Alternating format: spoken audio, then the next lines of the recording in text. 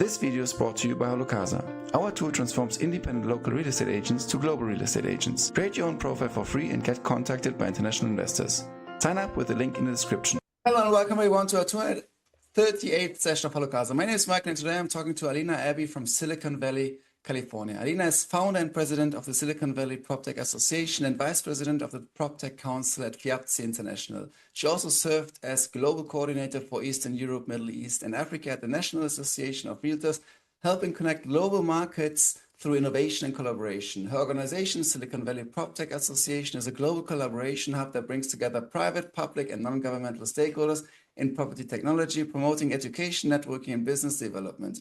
SVP PropTech acts as a catalyst linking Silicon Valley with global PropTech communities, driving innovation and civically minded solutions aligned with the United Nations Sustainable Development Goals. She also holds a PhD in economics and globalization of markets and national economies, and is the co-founder and CEO of DataPulse, a data intelligence company registered in Kampala, Uganda, with global partners in Singapore, the US, and Indonesia. DataPulse's mission is to streamline real estate data collection and processing across East Africa, creating an AI machine learning data-driven platform that structures and analyzes real estate data for industries such as insurance, banking, brokerages, valuation, and governments.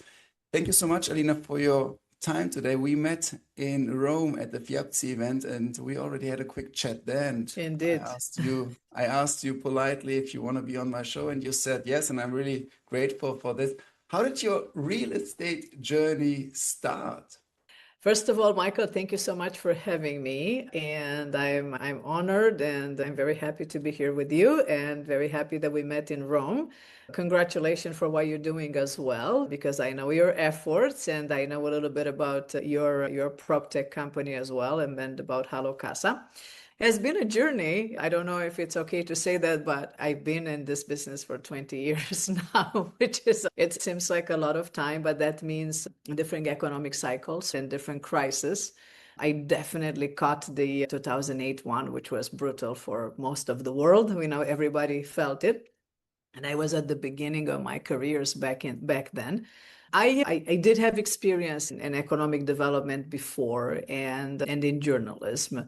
I'm originally from Romania, and I started my career there in companies like Maersk with economic free zones. But once I arrived in the US, the dot-com boom started, actually, the bust, actually. Everybody was being laid off in 2000, 2001 in San Francisco and in Silicon Valley, because there were a lot of companies who were previously overvalued and they did not, obviously the valuation was just dust. And a lot of them were folding. And all that rush and all that abundance of tech jobs from the 90s, it unfolded in early 2000s. So that's when I arrived here in 2001. And then September 11 happened. And I was looking to continue my global career in some sort of economic development. Also, I was short of presenting my PhD dissertation. And I completed that eventually in 2004. And I was just thinking, what would I do? I've never done real estate in Romania, which actually just started to develop a private real estate market and switched back to private ownership, because during the communism, everything was owned by the communist regime. So it was a completely new thing for me to arrive here one of a sudden in San Francisco and in California. I had no idea. I didn't know anyone either. I find it fascinating. I first started as a home buyer and homeowner, just bought a property and sold. And I observed how the agents were working. I was impressed by their professionalism, how many things that they were doing, because in California, agents do a lot of things. They're almost paralegals. We are not an attorney state. We're an escrow state. I was impressed by the fact that they were drafting contracts and that they were professionals and ethics, and the ethics were important. And also because they had an MLS, a multiple listing service, and it was just being digitized back then. And you could have access by being a member to your local real estate board, like San Francisco board. You could have access to the entire market. regardless if they were your listings or not. So that attracted me a lot to get into this profession.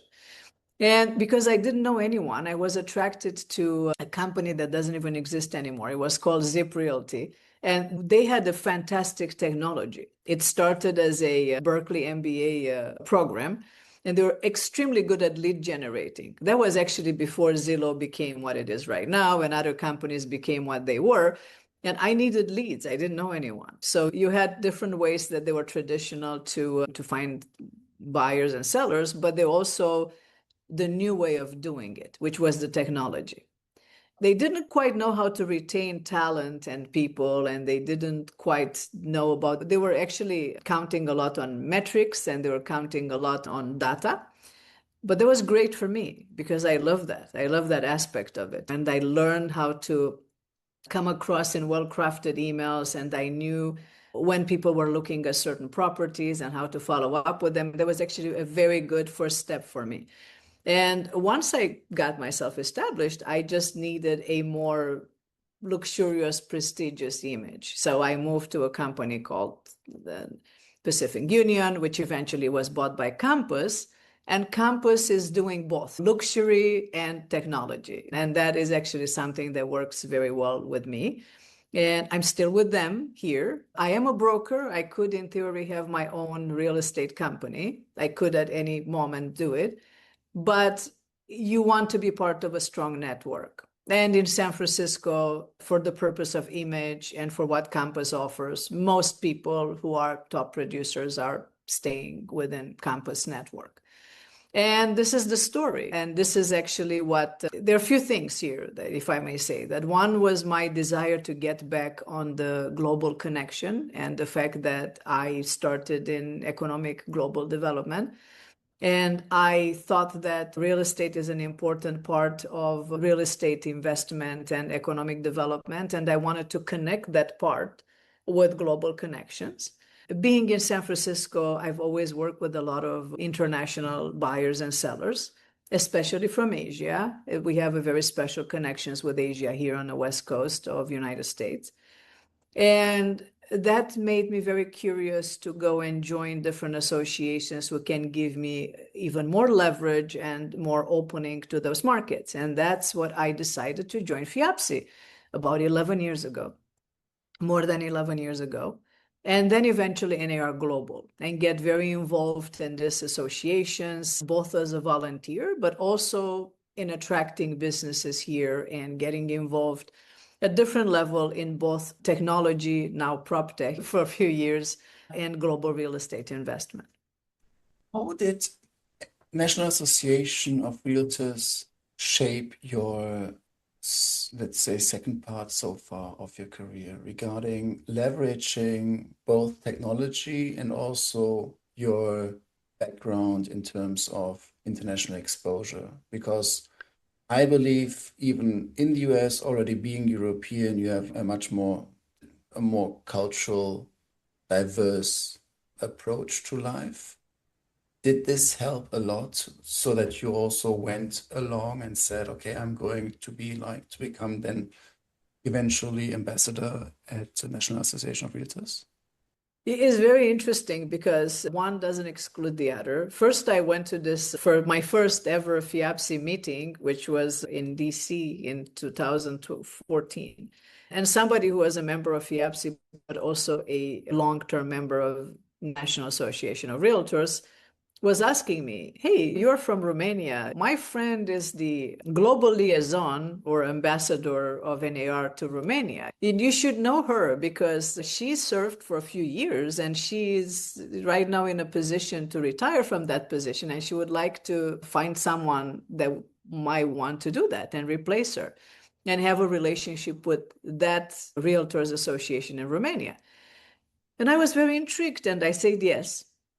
And I met the lady, she was explaining me what she did, and I found out that actually Romania was one of the first countries outside of the US that had an MLS and that was using multiple listing service and was promoting exclusive representation, which you know that it's very prevalent in the residential practice in the US.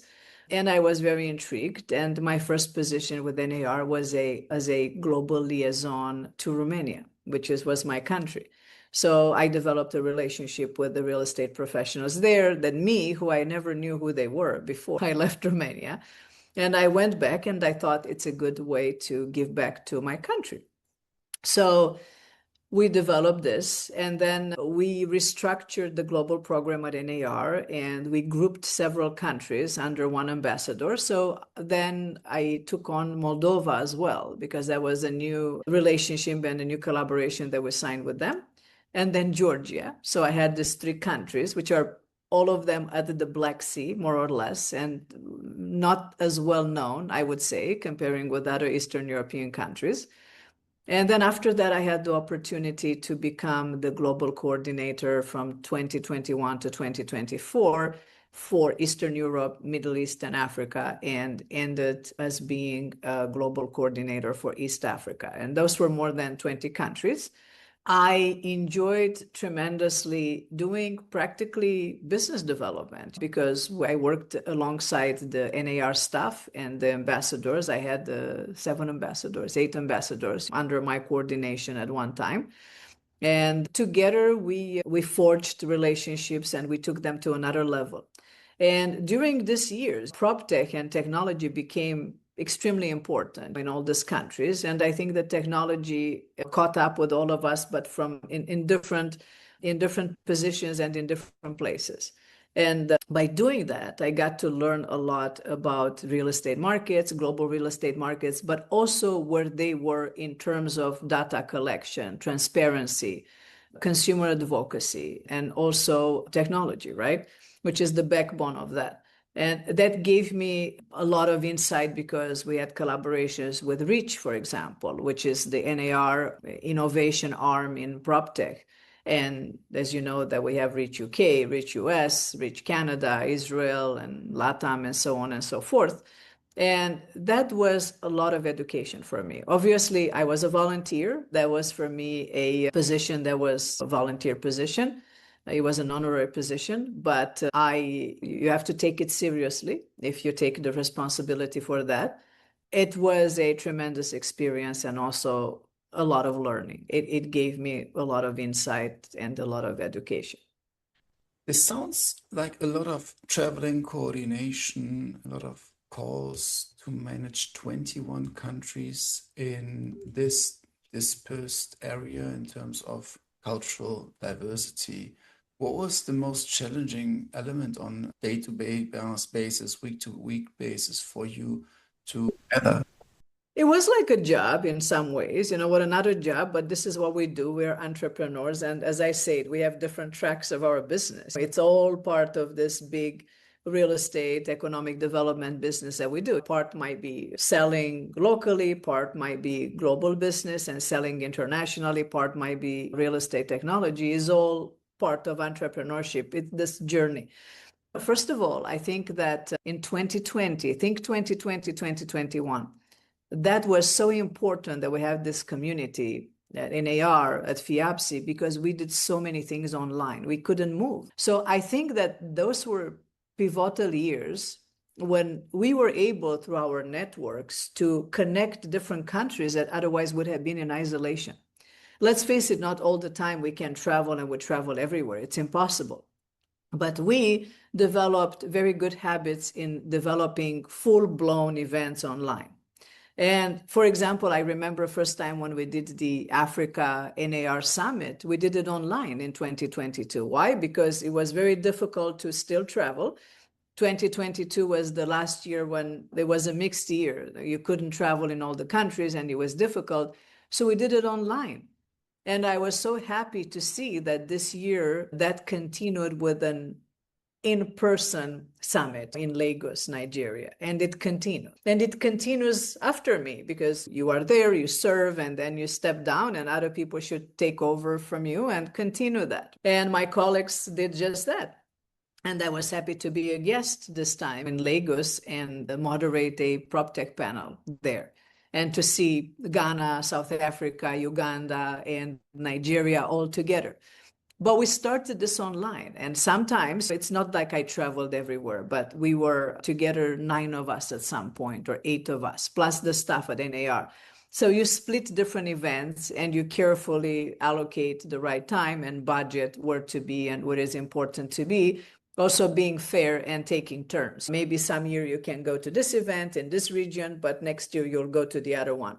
So that's usually how it goes. We don't go everywhere at once. But a lot of the things were done by connecting and conducting online webinars and events and seminars, so on and so forth.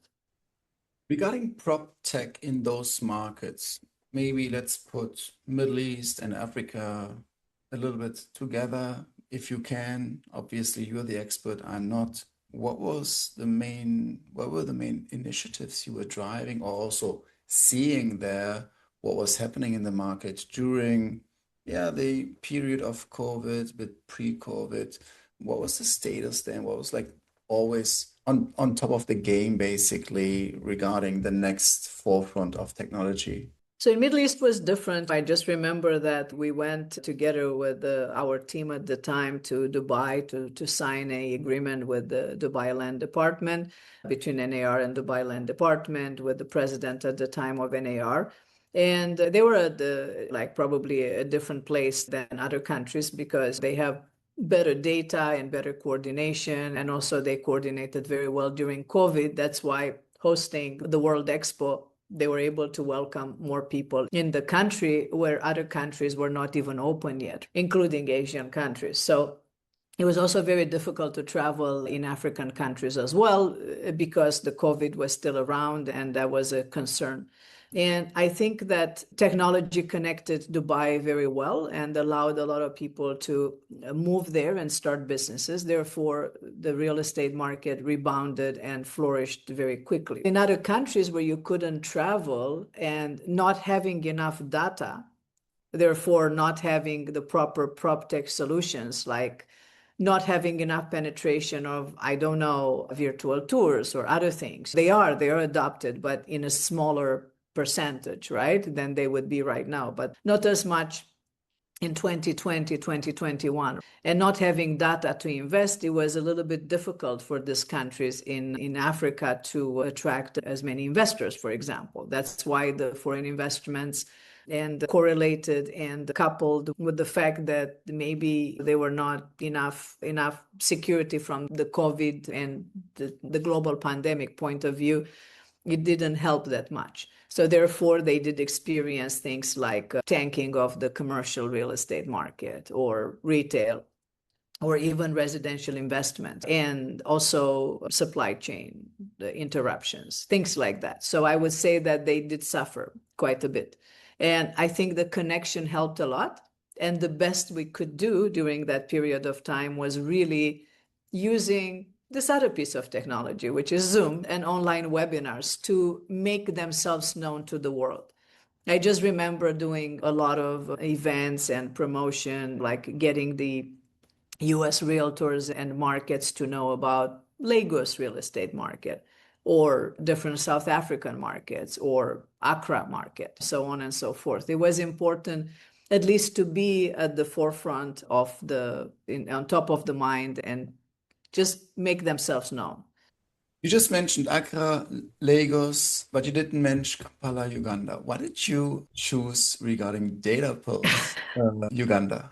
It's a story. So Uganda at the time was not our partner. We signed an agreement with them last year between NAR and Uganda. And that was actually a longer process, getting to know each other. At some point, the Real Estate Association, that's called AREA Uganda, contacted us at NAR.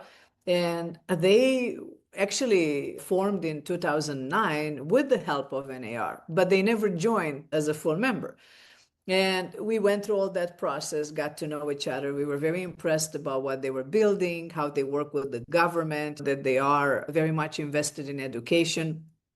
They have an association with over 1,000 members in a largely informal market, just because in Ugandan market, not everybody uses the help of a real estate agent, and that's not a licensed profession yet, right? It's mostly self-policing and self-contained. They do make sure that their members do take courses and classes, and they're continuously educated themselves, and they do all that. And they work with the government, but a lot of people would transact without a real estate agent. Therefore, it's a lot of fraud in the property title in Uganda. Because of that, and also because of the very complex property ownership criteria, and also because of lack of data, and also because of a very small percentage of access to real estate credit, for example, to mortgages, which is around 1%. And there are many factors. It's inflation, very high interest rates, and which are in double digits, and then it's lack of data. And all that, and talking with my partners and the people I met there, one thing led to another. And I was approached because they thought we need a system that will be able to, it will be a real-time platform that will collect listings, but the listings have to be verified. Now, we cannot quite do something that's an MLS in the United States because we don't have exclusive representations, and because in the US, 85% of buyers and sellers of real estate will use professional services of a realtor. But in a country like Uganda, you have 3% of the population, buyers and sellers of real estate, using the services of a real estate agent. And everybody can wake up in the morning and say that is a real estate agent. You can be a taxi driver, right? So you have to make a distinction. So by talking with now my partners in Uganda that I met, because you don't just go there in a country that you don't know, you need to learn a lot of things, you need to have local partners, you need to understand the ecosystem and how it works.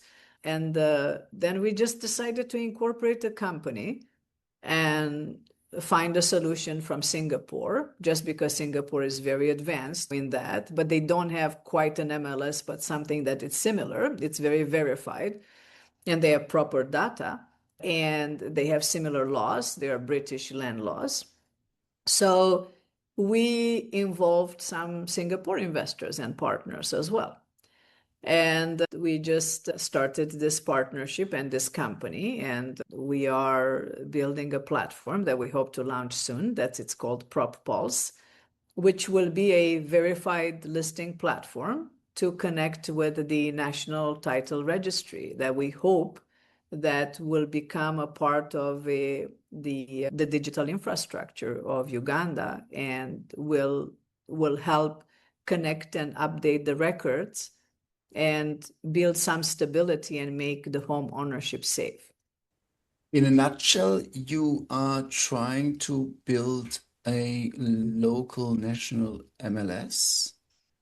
I wouldn't call it an MLS, because the thing is, it's very difficult to say that. As I say, the platform will be open to both real estate agents and the public, but all the listings, they have to be verified, and the unique number to correspond with the number from the national land system.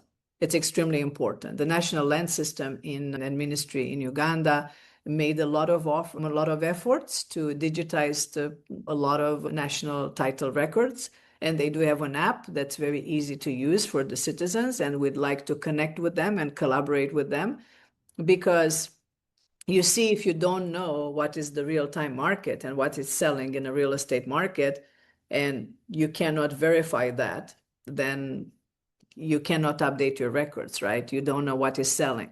So as we speak, and this is actually the case in a lot of countries, not just in Africa, but in Southeast Asia as well, and other parts of the world, people could buy and sell properties and maybe record them only once and pay taxes only once.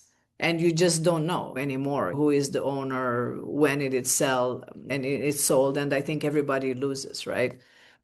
The state loses money from the taxes, and buyers are not sure what they're buying. It's extremely important to know that you're buying a property with proper title, and to know that is indeed the seller. So this is a condition on our site, and eventually would like to grow that to be a one-stop shop site where you can also find affiliated, vetted architects, construction companies, and so on and so forth, photographers. This makes total sense, and I think you are aspiring to solve a huge problem which comprises corruption, the potential element of post-war situations when you have to flee and you don't know when you're coming back and someone just took your land. And once this is digitized, it is definitely more secure. Maybe here my question is, since you also have a blockchain angle in your education, have you thought about Thinking. even putting this one on the blockchain to really make sure this is not fakeable? How do you call it again? Not Yeah, immutable. it's not, it's immutable. It's not, it's, yeah, it's, yeah, you're absolutely right. It's immutable and it's not, you cannot change the data. It will be, we're definitely thinking about that. I think one step at a time, there will be several phases. First will be the MVP phase, testing it with the real estate community and stakeholders and with the population as well. We'd like to work together with the real estate professionals. We don't want to eliminate them or replace them. I think that they're essential in what we're doing. It's extremely important. And we'd like actually as much as the population to use the services of real estate agents, that they will be on our platform. But because the structure of it, I think it's good to open it to everyone at the moment. It's not easy. I am not saying that it's something that easy. It's actually a model that we'll try to test in Uganda and see if we can eventually scale it in East Africa, because the laws are very similar and the practice of real estate is very similar. I would say one thing. I learned one thing, that yes, there are many solutions in the US, and I love MLS in the United States. I use MLS. I can't live without MLS. I think it's very important. I will support it and be a member of it. I do believe in it. However, there are some solutions that you cannot export and plug in directly in another country, especially when you have this kind of situation and not everybody uses a real estate agent services, right? When you have a population that's disproportionate, like you have 3% versus 97, I think education is very important, and we will concentrate a lot on educating both the agents and the population and working together with the stakeholders, valuers, and so on and so forth, developers. That will take time. And also, I think will be difficult for us to convince people to put the unique registration number in it. It's new, right? It's something new. When you try to change things, I think that the scaling might be a little slower. And I learned that I cannot be arrogant and come with a solution from the US and expect that it will plug in. You need to build something that it's for that market. You need to consider all these elements and to build a way for that culture, for that practice. And I would not be able to do that without my Ugandan partners. No way. Absolutely no way. I credit them for a lot, for wanting to change things in their country and then finding me, finding my passion, because I want to change things as well globally. But it came from them, and I could not wish for better people to partner with. In a nutshell, the entire technology is built on the land registry, but you mentioned just one thing in order to like that the user has to enter a certain registry number. It's not, it wouldn't be the agent because the data, I assume you would get an API feed from the land registry because that's like the ground truth of the data. And then the end user would enter a certain registry number or a search query. Is that correct? So the data manipulation is not part of the or on the UI on your platform, correct? Actually, there will be two folds, and I can explain it exactly right now because it might also migrate and pivot a little bit. But yes, we'd like to do the API integration, and also we are looking also to partner with the bank as well, for the same reason, for starting loan originations for verified properties from our platform. But yes, we would like to API with the National Land System, but we'll also make it mandatory if somebody will fill in that automatically, because you have to understand, not existing, like it's easy to say that in other countries or in the US, right? What we're having right now is that everything, it's connected, right? Absolutely everything is connected with the public records, especially in a country like US. So it's easy for like the moment, like if you're a broker and you go into an MLS and you start inputting the property, it's immediately recognized by the APN number. We have the block number, right? The block and lot. And it's the same in a lot of other countries. It's connected to the cadastre. Here, we don't have a real-time market. If you don't have a real-time market, the connection was not done. So we will be the one who would like to do that, the first to do it. So in a way, we have the advantage of first mover, but it's also the difficulty of the first mover, because we'll need to work with everybody, with all the stakeholders, to explain the importance of that. How important is that by monitoring in real time the transactions that happened and the new listings inputted on our platform, it's very easy for the government to monitor them and to connect them. And how important is that to update the records and know what is coming on your desk as a sold property, just so you can update the ownership, the pricing, and all that. So most likely, like in most markets, we will probably have difficulties with the pricing, for example. A lot of homeowners, home sellers, and agents will be reluctant to give us the final sold pricing, which is something that happens on a lot of portals. But a lot of portals in the world don't have that verification of numbers. So you'll see thousands of entrances of a same property on the portal, and it's purely marketing. What we want to do is a little different. You can introduce that property 1,000 times, but the number is unique. We will only count the property once, so you have proper data. Proper data is very important to us. So this is actually what is behind that. And we would allow the population and the agents to introduce the number, but we will have different kind of verification to make sure that we double verify the number. But it could be also introduced manually at the beginning, but we'll have a way to verify it. And we will working on what will be best to adopt. I think there's this analogy of building your startup regarding you're jumping out of a plane without a parachute and try to put your parachute on. And when you talk with blockchain, data security, technology, different culture, I think you mentioned even a couple of more things. First mover, education. How do you dissect everything and ensure that you also have a proper rollout and get something live? Especially when launching your startup, it's always the same problem. You're running out of money and you can't wait for 20 years until it's one day built. You know it, Michael, because you're an entrepreneur as well, and you're a founder. So it's very true. And that's why sometimes you roll things out slower, because of course it comes down to capital as well. But I think, and you notice that as well, in the last few years, since AI became so prevalent and it helps us a lot, I think right now we can scale faster with less money, and we can scale globally all at once, while before it was one market at the time. I think that this is the beauty of AI and of building companies with this in mind. The teams are also global. For example, if I need to ask help, and the way it is, so I'm a CEO and I'm based in San Francisco. The COO, which is on the ground, is in Uganda, obviously, another lady. And then the board is Singapore, Indonesia, Uganda.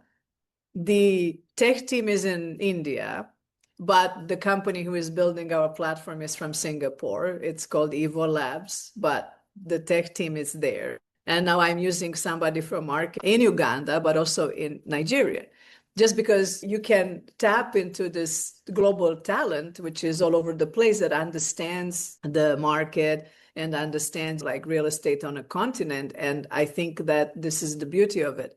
And that helps actually also controlling the cost, but rolling out as well. But there are certain things that they do require your presence. And to make my point here, I'd like to say that we are planning to launch during the AREA, which is the Real Estate Association of Uganda main event in December. We are their partners. We'd like to invite everyone to come. It's December 4th, 5th in December in this year, in 2025. You can't just launch something that it's completely alien of the ecosystem. We emerged ourselves and we want to be part of the ecosystem. Real estate ecosystem, the tech ecosystem, entrepreneurial ecosystem, we want to be there. And I will be there, obviously. That will be my second time this year in Uganda. Maybe next year I will be there 4 times per year because it's necessary. But having local partners who understand this and building a company and the culture that's suitable to the local ecosystem, it's very important. So this is how we're going to roll it out. We start things, we'll let people try it and test the platform for free, and then we will have a subscription model and advertising, and we'll prove ourselves to see how good we are. And I am actually of an opinion that we should prove ourselves and have some paying customers, and then we'll go to the second round of funding. I believe in bootstrapping until you prove yourself. That makes sense to me. And that's the agreement of all of us as co-founders in the board. You just mentioned ecosystem and moving back from Uganda to where you are right now, Silicon Valley PropTech Association. You are the founder there. What's your mission and vision there? How do you try to create this ecosystem there as well? And also, what's the status? So when I started the Silicon Valley PropTech Association, I thought strictly about PropTech products, technology products applicable in any vertical of real estate, from planning all the way to managing properties and everything in between. But eventually this took another dimension and another role, and that would be one of economic development with emphasis in real estate and PropTech. Because meanwhile, Silicon Valley PropTech Association emerged as a catalyst and a connector between the Silicon Valley ecosystem, Asia Pacific and Africa in particular. That doesn't exclude other parts of the world, but this is what we've been doing in the last 3 years. And as an example, we organized a delegation comprised of California participants, Singapore, Indonesia, and Uganda. And we went to Belt and Road in Hong Kong, which is an economic development, a big event. It's China arm of economic development. And we went there to look actually for this kind of projects, that there will be real estate infrastructure.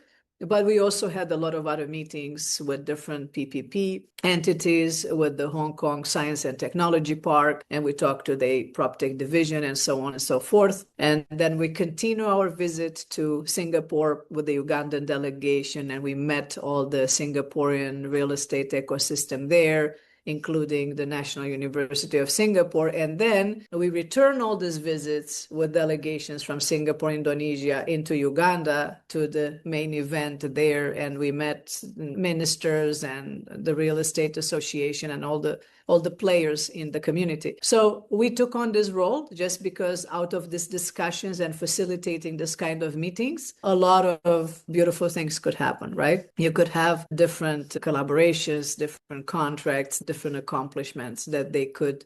So Silicon Valley PropTech Association is very committed to facilitate this kind of connections.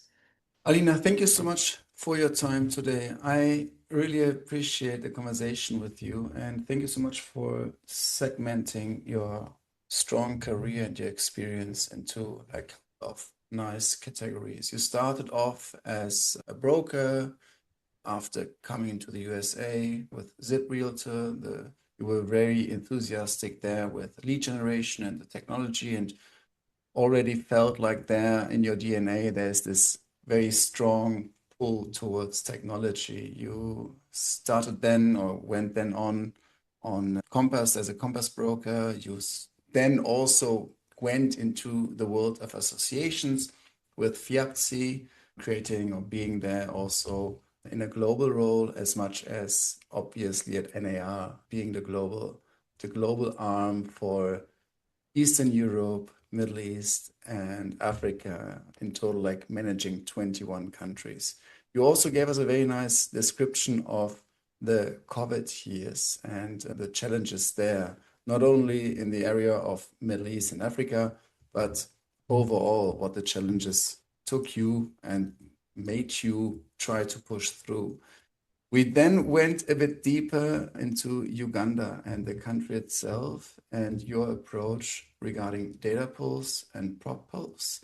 And apart from all the technological elements which you are embracing with digitization of the land registry and blockchain, all these elements, what for me stood out the most is your, let's say, non-imperialistic approach and the focus on embracing the local culture and the very importance of local partnerships and understanding the stakeholders and really trying to navigate yourself as a founder in a very, let's say, unregulated market so far. Probably you're going to change that, which I think is very interesting and it's very ambitious.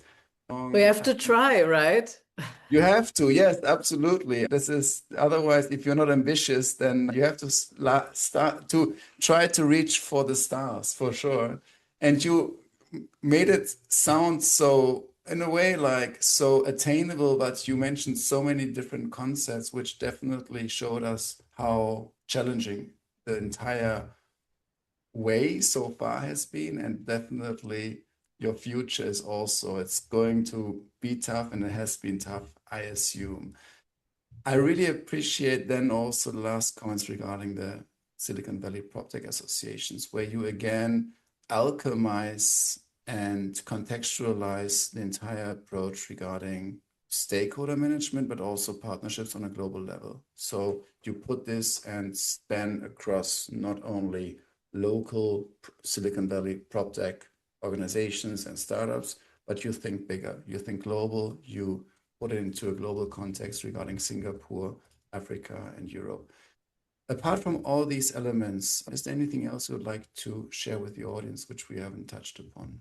Thank you so much for having me. And I think that as entrepreneurs, we always have to be ready to pivot and to change and to follow all the big global movements and trends. And I think we wear more than one hat, and I don't think I'm that different than any other entrepreneurs like yourself. But thank you so much for the opportunity. I really appreciate that. Good luck and congratulations for your podcast project and for your own HalloCasa project. Thank you so much, Alina. Saying the best regards to Silicon Valley, and yeah, we talk soon. Thank you. Bye-bye. Bye. This video is brought to you by HalloCasa. Our tool transforms independent local real estate agents to global real estate agents. Create your own profile for free and get contacted by international investors. Sign up with the link in the description.